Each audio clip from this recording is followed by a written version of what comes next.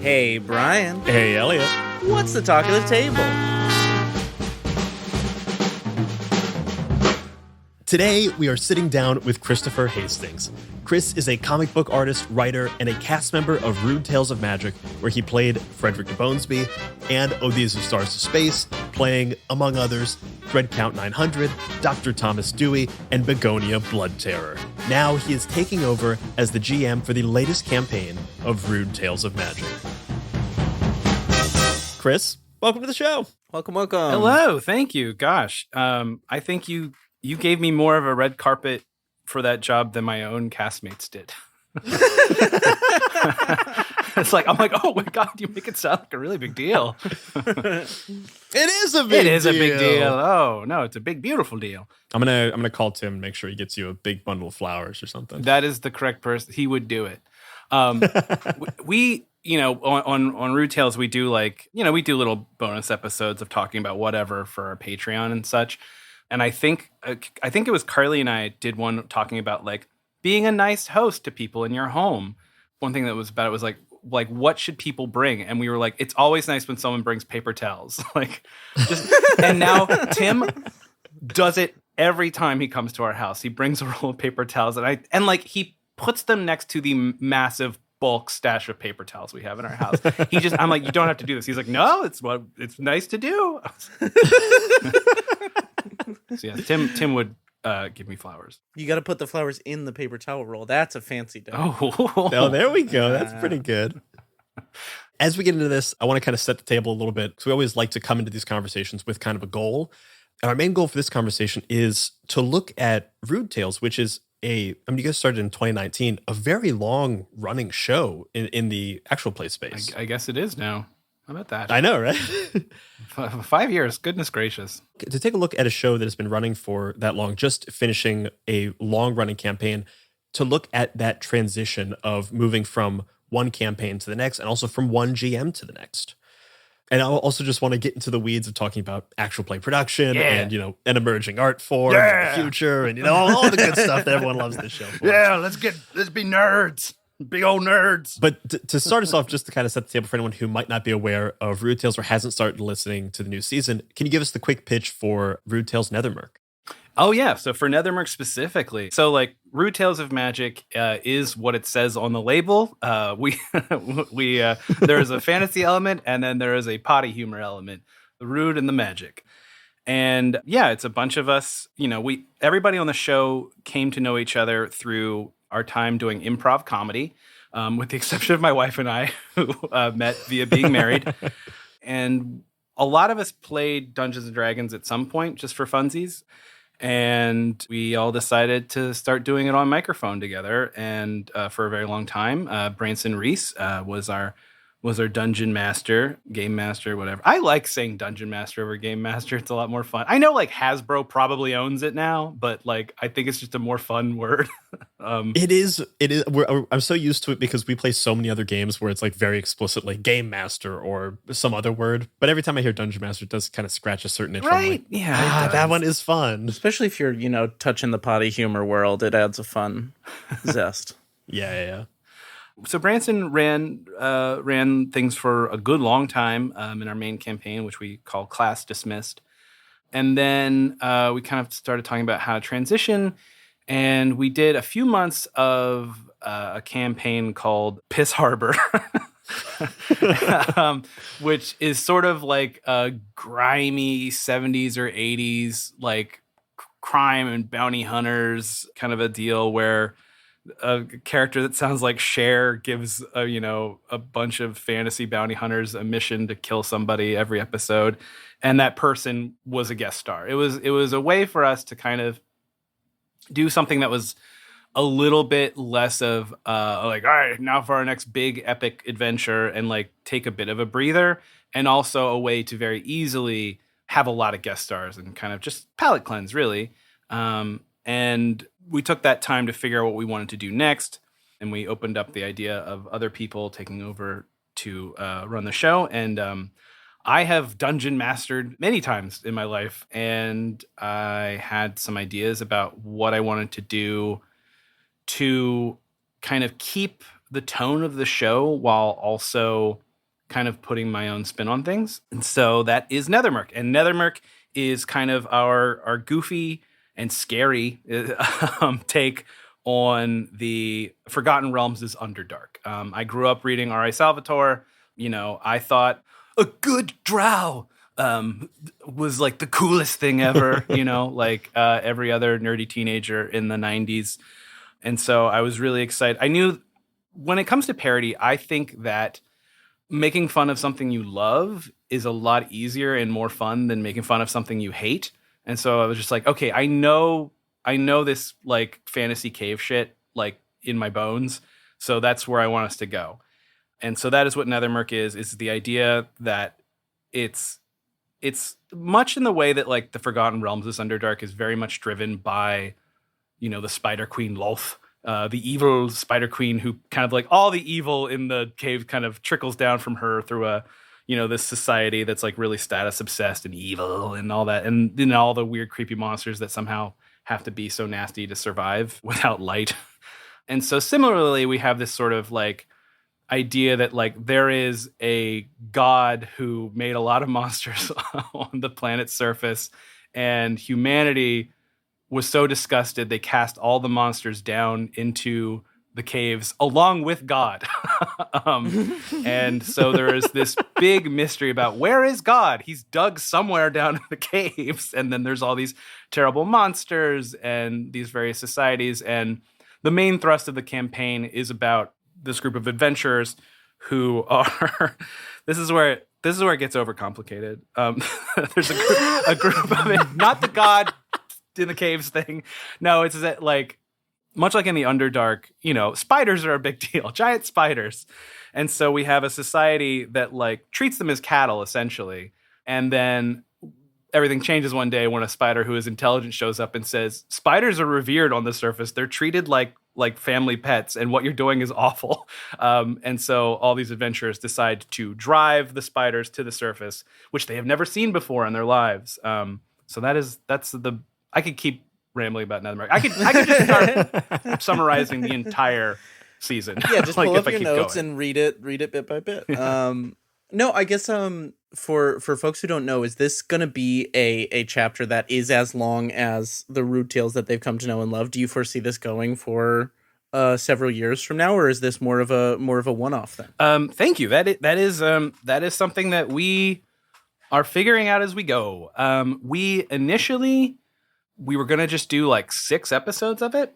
And then as the story went, I very quickly realized that we were getting nowhere near the plot beats I had planned out. I think I'm very familiar with this problem. Yeah, of course. we all know how that goes. They get to like where I thought episode 1 was going to end, they got to by the end of episode 3. So I was like, I kind of was like, hey, do you think maybe we can just like double the length of this? And like everybody's like, yeah, everybody's really into it. Everybody has great characters and they have really fun chemistry. So like, yeah, they're into still going. And then as we kept going, I think we were all just like, this could go on forever. And we recently stumbled into a happy little accident that allows us to expand it even more if we want, which is that, so we typically, because everybody lives in different places now, we don't all have access to the old Brooklyn studio that we used to. We do a recording style called camp, where we all take off like work for a week and we just get together in the studio every single day and we bang out, months worth of episodes in a week. And so we did those first 6 episodes during a camp. And then recently we heard from comedian James Adomian, who is an incredible vocal talent, very funny guy. And he's promoting his new comedy special and wanted to know if he could come on the show, with the caveat being we would need to put him in an episode that came out before his comedy special. We couldn't put him on, episode 7 or something that's going to come out in, I don't know, November. And so we're like, okay.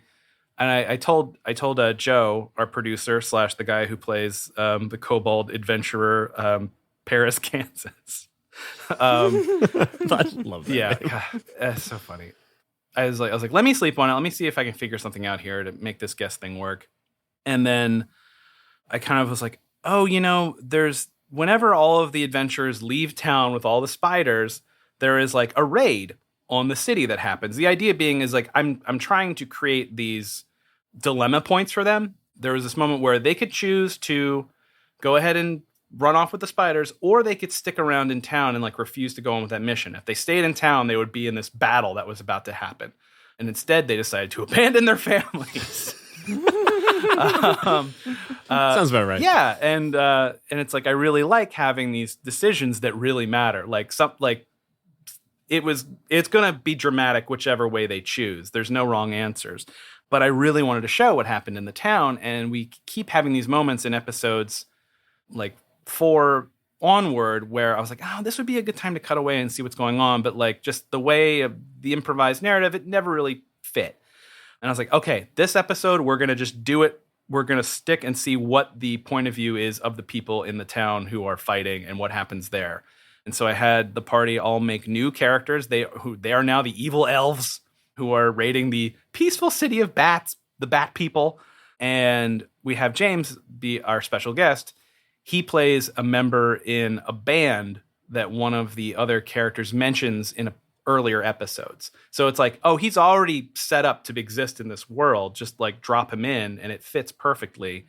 And then when we did that, I was like, I don't want this just to be a one-off thing that we do just because we had a guest show up and like suddenly we have new characters. So I'm kind of saying like, I think like every few episodes, let's check in with these elf characters you've made.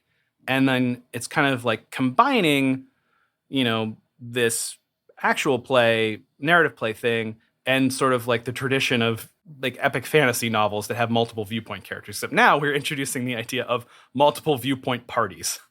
And I'm really excited to see where that goes because, yeah, there's stuff I want to show off in the world that I've built in this cave system while the party is going up away from it. So this is a way to get everything I want. And obviously this means I probably just tacked on an extra year to the campaign just by deciding that was a fun idea. I do think it's interesting because, like, as you said, that is like a trope of a lot of fantasy things, multiple viewpoints. Meanwhile, back at the ranch. But I'm curious if that, I'd be surprised if that didn't at least partially come from, oh, these are Stars of Space, where you guys are playing different, like the same location, but different characters all of the time. So I think like it's fun that the impulse to, I enjoyed the impulse to be just like, you want to do something different? Great. We'll just keep in the same world. We'll do a whole different thing. And then we'll just keep doing that. We'll just keep expanding these like multiple different things. Yeah, you're absolutely correct. Like I didn't even think about it because I'm so used to us playing different characters all the time on our other program. Those Stars of Space, our Star Trek parody. Yeah, I was like, I knew they could do it. It wasn't a question. And I knew they would be excited to do it. It's just like, yeah, you want to roll up a new character? Everybody loves rolling up characters. Yeah, and like it was easy. They're all very good at it. And I really like the idea that I now have them playing enemies to each other. Like, right. I will say, I am a dungeon master who does not mind splitting the party. I like it.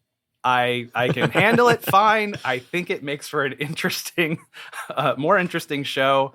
There's this thing in improv where you can have like 2-person scenes, 3-person scenes, where you have a couple of the actors, going on stage and making their shit up while everybody else waits in the wings. And then you will break these scenes up with what is called a group game, where everybody comes in and it's like a very big chaotic thing. And there's a couple ways to do what are called group games or these big group scenes. An entire show of group games is exhausting.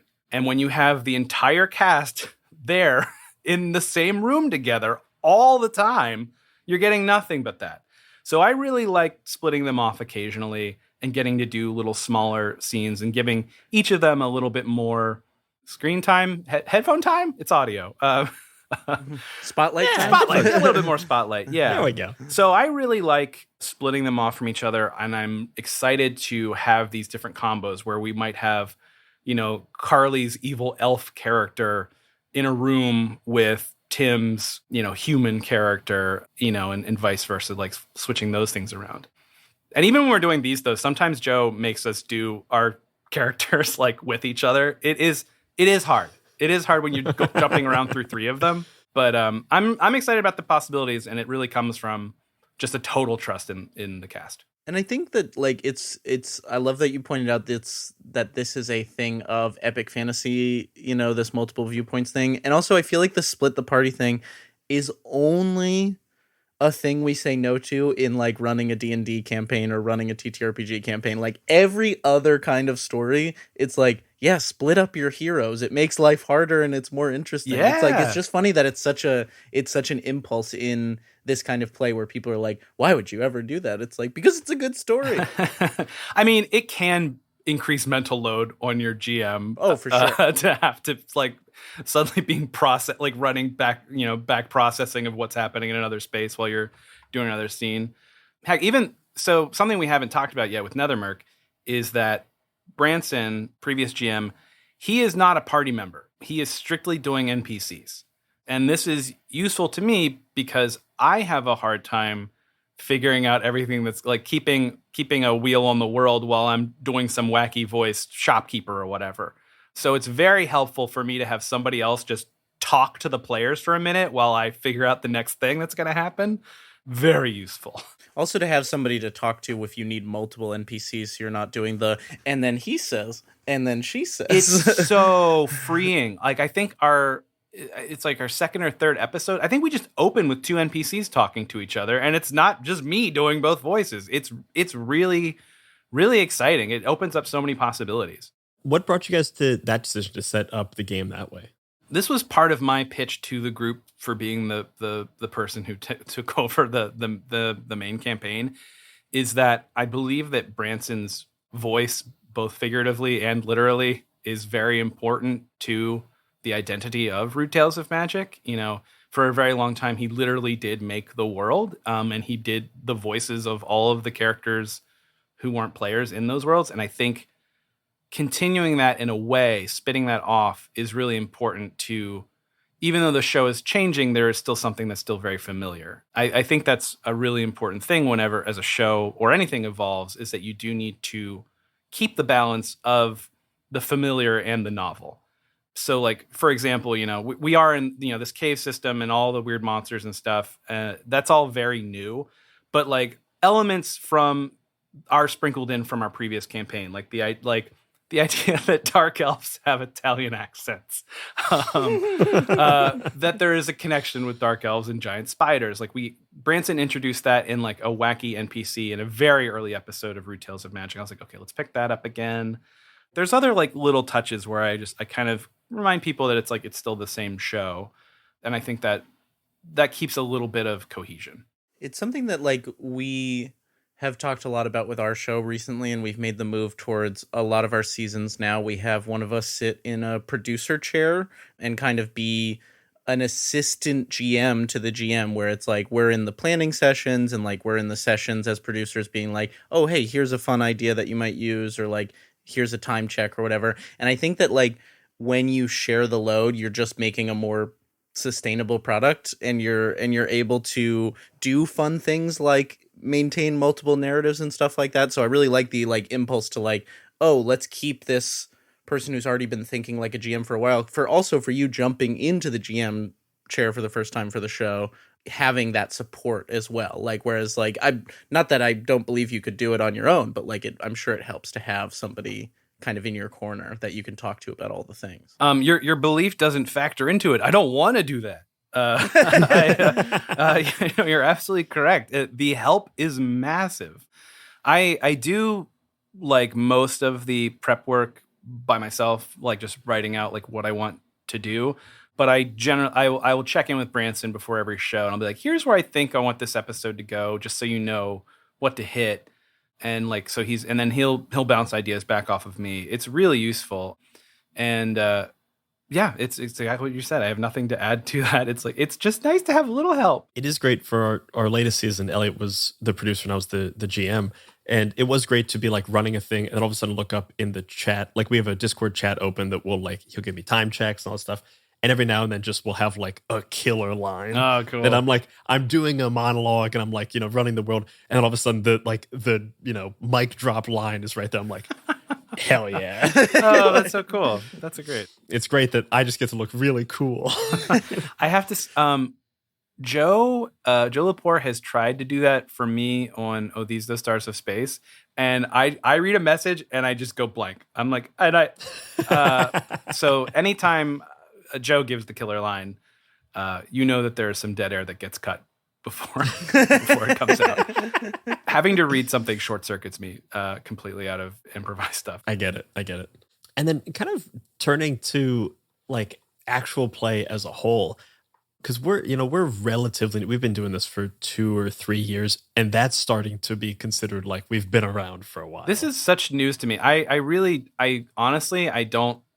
I guess I just don't follow enough of what's going on out there. It's hard to listen to other shows when you're always listening to your own. Yeah, I didn't realize that like that was such a thing, that shows coming, like there's a high turnover rate. I think that there is a high turnover just because it's tough to sustain. I mean, like no matter what you're doing, this is hard work week after week or by week after by week. But I think like, when people think of the biggest, Dungeons and Dragons or actual play shows right now, they probably think of Critical Role, which is a couple of years older. Never heard of it. Dimension 20, which don't know that one either. Dimension 20 and Not Another D&D podcast came out 2018, so like a year before you guys. And then Dungeons and Daddies came out, I think, a year or two after. Oh, so like they didn't precede us? I thought they did. I don't know. I might be wrong there. But you guys are kind of in that era of that like big generation when actual play went from just like Penny Arcade to just Penny Arcade and Critical Role, and then to explode. Yeah, it is. It is like, look, considering how popular this is, it is crazy to look back and just be like, oh, like Acquisitions Incorporated was the only game in town for quite a while, and was very popular. Nobody else thought like, why don't we put a camera on us when we play Dungeons and Dragons? Yeah, there was a long line of like one show was popular, and then all of a sudden. And I guess I'm curious from your perspective, what do you see as being different in the actual play space from when you started versus now? I think, let's see here. I mean, I'll start by maybe just speaking to our own show instead of making up theories about others.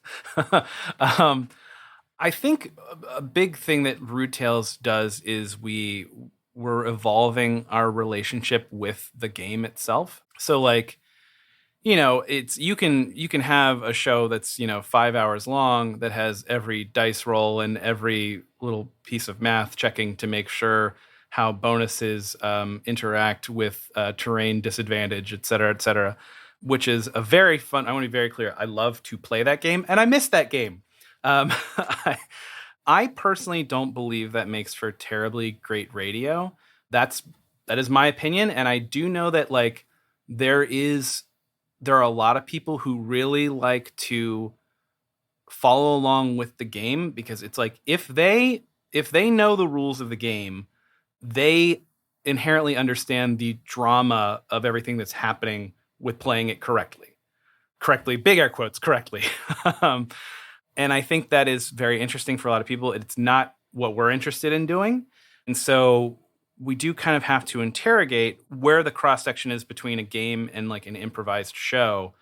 And I personally have kind of really been thinking a lot about what the dice rolls do for a show. I don't necessarily believe you need to edit them out entirely. I do think that there is drama inherent in the chaos of the dice roll. And I think that the dice allow for the same thing that made our stage improv shows fun, which is that element of chance. It's that suggestion. It's like in an improv show, to prove we haven't written it, we take an audience suggestion and then we run with that, some word or whatever that inspires us to just go nuts. And in this case, someone can say like, I'm going to jump off the tower and drive my knife into the eye of the dragon. And I say, well, you're going to try. Let's roll. And I think that's really exciting to not just let an actor dictate the story, but to invite in that element of chance and to invite in that suggestion that keeps improvisers on their toes. So the way that I run NETHERMURK is we do have pretty bare bones character sheets that Branson made they're just like, it's basically like just the main stats, like, your strength, your constitution, etc. And they have abilities that I let them kind of take advantage on. Like they can roll with advantage with on certain stuff with their characters. And a lot of that is just like, a trust that they know which specific actions they take are going to be slotted to which of their main scores. And instead of assigning, bonuses and negatives to like whatever they've trained or not, I basically know what is reasonable for their characters to be good at and bad at. And I will give them higher or lower difficulties on the fly that they just have to hit. And that makes that go much more quickly and kind of keeps things moving while also allowing for the, like I said, the drama, the chaos of the dice. If you want to try Dungeons & Dragons but don't know where to start, you should know about startplaying.com. D&D rulebooks can be overwhelming, and playing with experienced players as a newbie can be intimidating. But at startplaying.com, they make it so easy to find a beginner-friendly D&D game. Plus, they've got this great new feature to help you find that perfect game. It's their Learn to Play D&D quiz. Just answer a few short questions and they'll match you with a professional dungeon master and a bunch of other new players so everyone at the table can learn the game together. And you don't need to worry about creating a character or buying dice or anything else that might be getting in your way. All you need to do is start playing. And if you want to try other tabletop games like Good Society or Orbital Blues or The Wild Sea, you can find those too. So if you want to slay some dragons and make some friends, head on over to startplaying.com.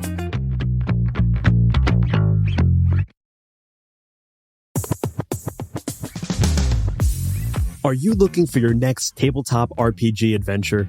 Tabletop Bookshelf is a new place to find the best TTRPGs and solo games, including titles featured on the Many-Sided Media Network like Orbital Blues, Project Echo, and The Wild Sea. With a carefully curated selection and new arrivals every week, you'll find everything from stunning hardcovers to imported zines. Fresh takes on fantasy to solo mystery horror. Every purchase is packed with care and shipped directly to your door. As a Many-Sided Media listener, you can now get 10% off your first order with code MSM10. That's MSM10, now through New Year's Eve. And if your order is over $50, shipping is free. So join thousands of other TTRPG explorers and discover your next great adventure at tabletopbookshelf.com.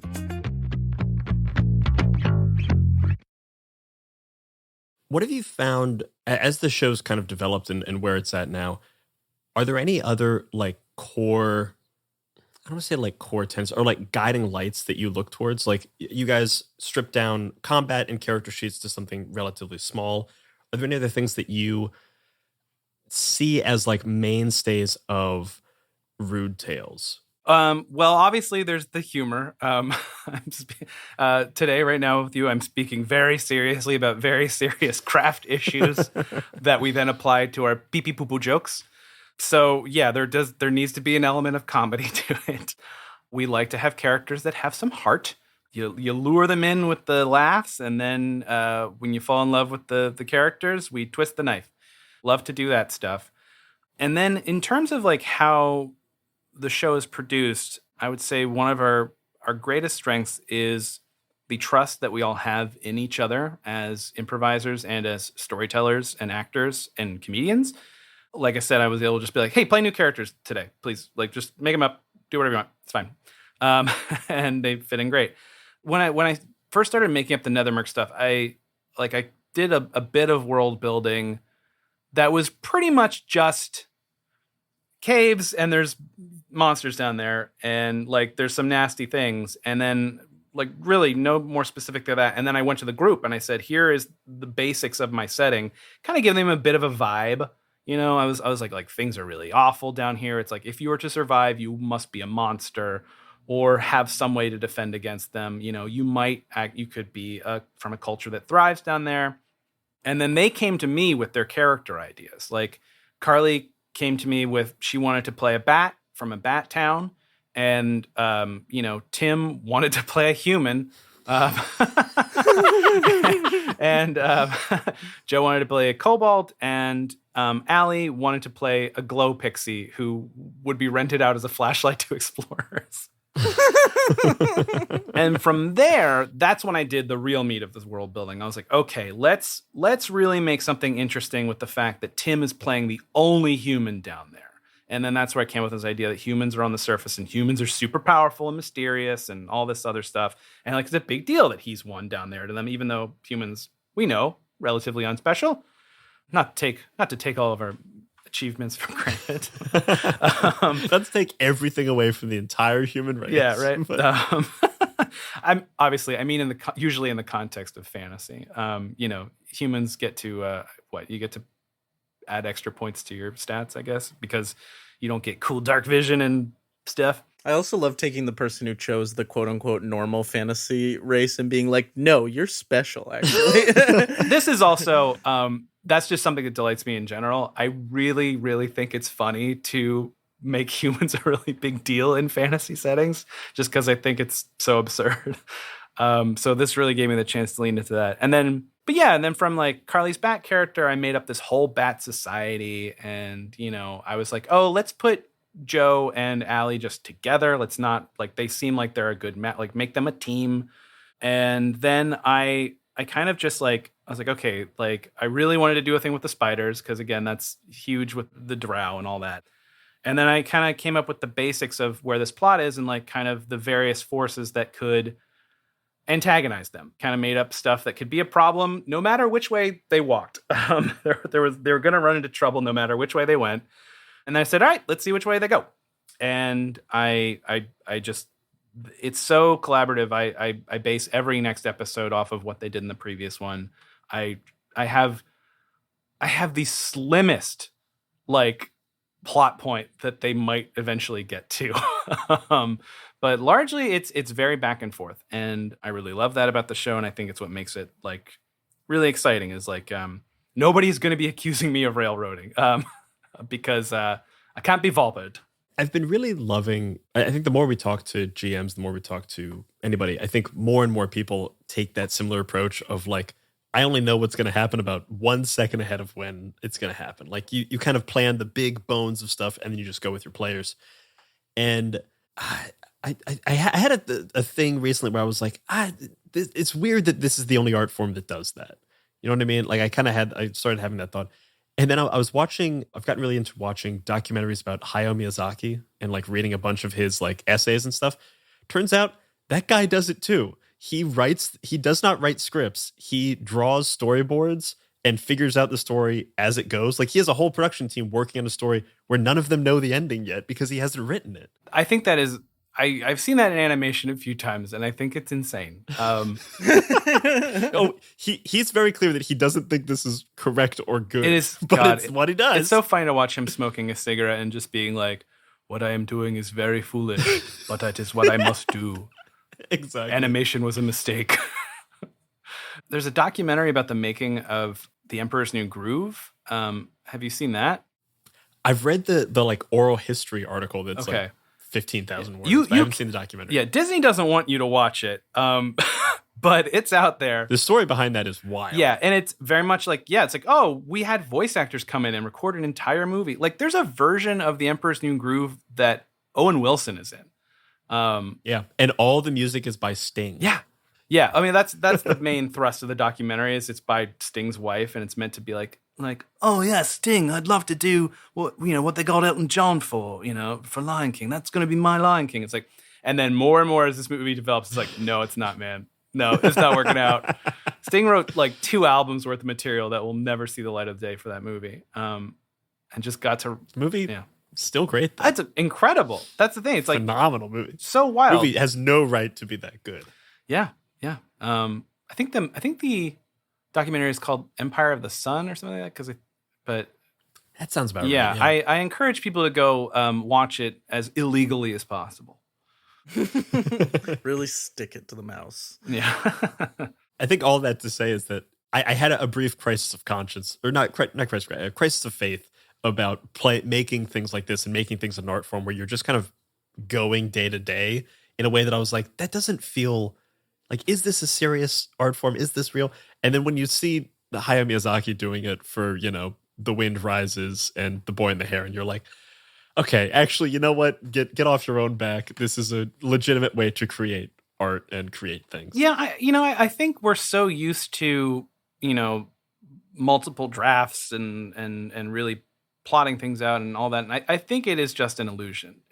We're all still just making it up. It's also like the writer's room model in television. Like, writer's room obviously then take it through the multiple drafts and polish, but like that initial like ephemeral writer's room moment is very much creating an emergent story in the room, and then how do we take that emergent story and fit it into 10 scripts? Yeah, absolutely. That writer's room thing is, it's like, oh, this thing that like cracked us all up in the room, how do we preserve that in the final product? And that's really where it gets tricky. As someone who's worked on a cartoon where I don't think any of my jokes made it into the final thing.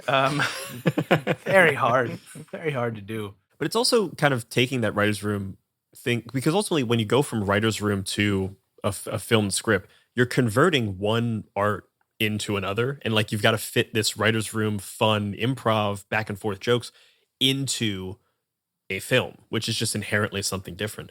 But taking this writer's room improv heavy thing as its own thing is just something that I'm still like really learning to love, I guess. Yeah, don't tell network executives that they could just pop a mic in a writer's room and probably put it on podcast platforms. Otherwise, they'll stop paying for TV shows. Yeah, it's when you mentioned that, something I have discovered about my game mastering style for podcasting anyway is I especially when I'm having Branson do NPCs, I kind of let myself recede from the production a little bit, and I see myself a lot more as directing the actors, because they are all like, they're improvising and they are firing from the hip, and it is chaos. And sometimes someone will say something really great and it won't get heard by another one of the characters. And then they'll say a line that cannot be ignored, is driving the plot forward. And this other fun thing could get lost. And often what I will do is I will pause and I'll say, Joe, please hold on to that. That's really good. First, can I get Carly's reaction of this character from this big moment? We need this reaction. And then you pop in and say that, and then we'll keep going. I do a lot of that. And that's been very useful for that kind of making a story happen out of a bunch of comedians yucking it up in a room, who are, by the way, also just like so eager to tear down the walls of your world building the second you let them look at it. Just wait a minute, this is just paper. Yeah. I feel like you're identifying something that is such a key difference between running a game for fun at home and running a game when you're making an entertainment product. And I think it's something that we've circled around a lot on this podcast. Are there any other things in that vein that you think are really different about the fact that you're making something for entertainment versus if you were running the game at home? Yeah, totally. Like, I think if I were just running it as a fun game for home, it would be a lot more sandboxy. That's another one. Besides just like the rules, like, yeah, it's let them go chase whatever silly thing they want, in a home game. Like, you can see it in the modules, right? It's like, like Ravenloft is full of a gazillion locations with even more NPCs, so that the players can just kind of wander around and do it however they want. And I think that to create that kind of world for our show would be a great exercise in frustration. I think, I think they wouldn't go talk to all the people you'd made up, or like, you end up trying to cram it all in, which can feel pretty awkward. You're like, no, go to this cool thing I made. Now you got to go to this cool thing I made.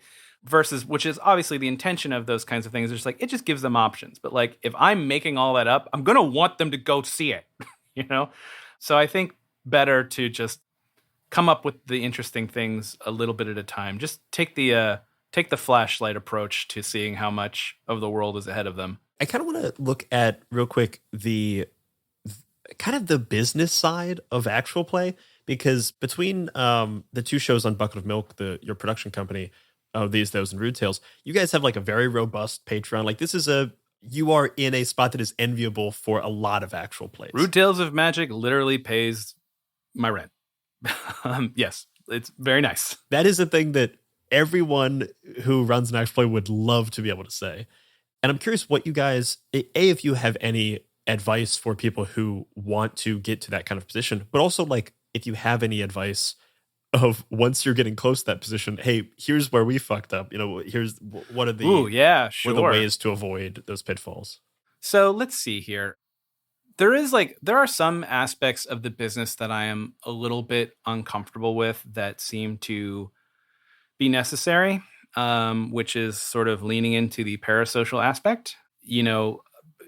Fans of stuff want to get closer to the creators in some way, and a lot of our Patreon is kind of facilitating that. So we put out the main show for free, and then a lot of the stuff that we have paywalled are just chat shows. It's just us as ourselves, and it feels like just kind of hanging out with us, and like the topics don't necessarily matter. Thankfully, we are all such charming and hilarious individuals. Of course, you're going to want to pay for that. And like I said, I'm a little bit uncomfortable opening myself up to that, but I also, I got over it real quick when I realized that's why I listen to all the podcasts I listen to. Yeah. I don't really care what Griffin Newman's opinions are about movies. I think his conversation, I just think he's a very interesting person to listen to on Blank Check, He is very well informed on movies, obviously. Of course, it's interesting to hear him talk about movies. But I do kind of only listen to the episodes that are about movies I'm interested in. But yeah, like, I listen to shows like that for the same reason. So like that is part of it, is just like finding a way to get your listeners who want more the opportunity to pay for more. And the other kind of thing that I felt weird about, but like kind of accepted, is like, it literally is we do rely on real ass patrons of the art, like old school Medici style, like, Yep. People who do not expect the precise value of their dollar back to them in what they get. They want to support you because they like what you do, and they have the extra money lying around to help out. It's in this capitalist society where like I said, you want value for money. It feels weird, but like it's ancient. It really is. It's like there are people who have money who want to pay for art, and you're the person who makes the art, so you take it of money. So that is also part of it. Is we have our Patreon tiers are like, I forget what it is. I forget what the lower one is. I think it's $10 a month. But like that's more than a streaming subscription, right? Like there is an element there where people are just not anymore. Oh, well, I don't know. Yeah. Listen, my wife pays for the streaming subscriptions. And then we have even higher. We have insanely high, tiers for people who clearly just want to have a way to support the show, and they do it. We do also sell ads. Since we joined HeadGum, one of HeadGum's big advantages is that they have an ad sales team that really handles all of it for you, except for the actual reading of the ads. And that helps, with the income. It's not a giant portion of it. The Patreon pays for a lot more. But yeah, I'd say that's the big thing, is like allow people a way to support you, allow them a way just to get to kind of hang out with you, as it were, a little bit more. Or, just like have your internet friends who've never met chattering in your ear while you do dishes. It's a nice thing. But then also where we really see success, and where we unfortunately do not have the bandwidth to do more of it, is when we play other games on the behind the paywall. Before I was running NETHERMURK, I was doing Merkborg, which is a super cool game that is like very grimy and nasty and super fun. And we've done a lot of like one-shot things behind the paywall, and those ones always drive subscriptions. And we simply we are at that awkward growth period where it's just like we're not quite making enough money that we can like have somebody quit a job to like really amp up production on those things. But like it's because we're not doing them, it's stalling a bit, and we're really trying to figure out how to do that. And then I'm curious with because I think both Ellie and I feel pretty similar about the like the necessary but kind of uncomfortable parasocial relationship aspect. Was that the reason why for when you guys started up a Patreon for These Those Stars of Space, it was largely not bonus like talkbacks or like personal content? It was just an additional episode every month. Like was that a clearer cut thing for you? No, I don't think so, actually. I think that was just because that was an experiment we wanted to try. We wanted to see if we could have it just be purely episodic content where you can mix and match the episodes however you like, very similar to, the first season of Star Trek Next Generation, Monster of the Week kind of a thing. And it's like, all right, if you like this so much, there's just another episode of it every month. And we wanted to see if that worked. And obviously, well, it's not obviously, it's obvious to us. I'll tell you. Those Stars of Space has a smaller listenership than Rude Tales does, but it is a hardcore audience. We have our the core group that are locked in, that love the show, and that was able to help us make what was another difficult business decision, which was that we had to look at the fact that like those was really draining our resources in terms of time and energy, and was much more difficult to coordinate schedules around because we don't do a camp thing. I was personally growing really sick of trying to do improv on Zoom. It was becoming very difficult. Just little lags will kill you. It'll just kill the thing immediately.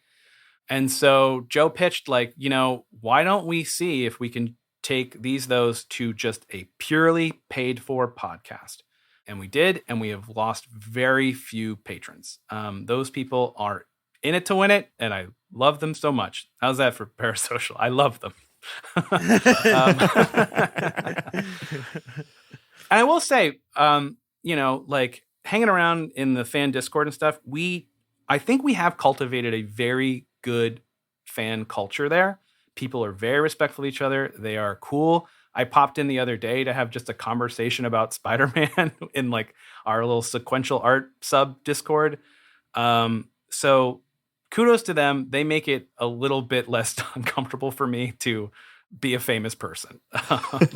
That's great. So Chris, kind of as we're working towards a close here, I always am curious to talk to people who do AP or TTRPG stuff and something else. And you do comics I do a lot as well. Of other stuff. Yeah. And I'm curious from your work in comics and writing outside of TTRPGs and AP, like what are the biggest things you've taken into AP? Ooh, what a question. I have to think about it for a second. What have I brought from comics? I think the biggest thing that I've brought is just being a person who has been making serialized stories for a very long time. When I started in comics, it was writing and drawing my webcomic, The Adventures of Dr. McNinja. And that was, I would put up a page 3 times a week. And I had come from a comic book tradition. I mean, it's weird to say that because I was starting in webcomics, but what I mean by that is that like I read monthly comic books and I went to art school for a program in making comics. It's degree. I have a degree in cartooning. And my instructors were people like Walt Simonson and Klaus Janson and David Mazzucchelli, incredible icons of superhero comics who all worked with Frank Miller. One on RoboCop versus Terminator and the other 2 on Batman. So like I learned all this stuff about story in 22-page chunks. And then when I got into webcomics, I suddenly had to shift my attitude towards the story being told in 1-page chunks and learning how to keep an audience invested and interested in these start and stop kind of shorter increments versus the monthly books was definitely something that I bring to this podcasting experience. Like I know there needs to be a balance of, humor, of laying down just story groundwork, like keeping that plot moving, having, interesting action, and always having open questions. A cliffhanger is not enough. Treating it like a literal page turner is very useful to kind of having a successful show, not just in terms of the mercenary keeping a hold of the audience and their buckaroos, but like literally just like making something fun to listen to. That's definitely something I took from comics, is like the lessons in serialized narrative. It's a great answer. Whew, got there. Chris, before we get out of here, we've got one last question we like to ask everyone who comes on the show, and that is, what are you bringing to the table? And this is just our cute way of asking, what is a person, a game, a show, a resource that you'd recommend to our audience? Could be inside of tabletop, could be totally unrelated to tabletop. Oh, let's see. 1 sec. I had another answer prepared, and then I just thought of this one. So, that means it's the good one. Yeah, I am currently reading Zen Mind, Beginner's Mind, and informal talks on Zen meditation and practice. And I'm showing you on camera, and now I will describe what I'm showing to the listener. It is a slim volume, but I read a paragraph, and then I have to put down the book and take a walk. And think about it. Yes, is that how the book is designed, or is it just that potent? I think it's just because I am so new to these practices that they're just constantly what seems to be taken as assumed by the author of this book, because it seems to be he is writing it towards someone who is an actively practicing, student of Zen, and I am quite new to it. I think that like it's just blowing my mind constantly. Yes, I'm finding great peace in the idea of the beginner's mind. So that's nice. So go out there and practice Zen, everybody. It's good for you. Hell yeah. We'll put a link to that book in the show notes. Thank you so much, Chris Hastings, for coming to the table. Do you want to let the people know where they can find you and when they can listen to Rude Tales of Magic NETHERMURK? Yeah. So you can find me at my Linktree. It's just Linktree, Dr. Hastings. I'm also, I'm everywhere as Dr. Hastings. I really got that name locked down a very long time ago, to the consternation of every single other real Dr. Hastings out there that thinks they have my email address. And I tell you, Scott Hastings, you do not. These guys, they sign me up for everything. They think I've been booked into hotels. I have gotten consultations from carpenters for all these dumb doctors who think that they're the only Dr. Hastings. Anyway, I'm Dr. Hastings everywhere you can find me. You can find Rude Tales of Magic in whatever you listen to a podcast on.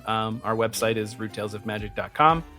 I believe that's it. And if you want more gaming content from us, you can check out the 20-sided newsletter and the Many-Sided Media Discord. Those are both very fun places to hear what we're doing and chatting about. Those are both going to be linked in our show notes. As always, rate, review, and follow. Talk at the Table wherever you get your podcasts. And that's what the table is talking about. Bye-bye, everybody. Bye-bye. Bye.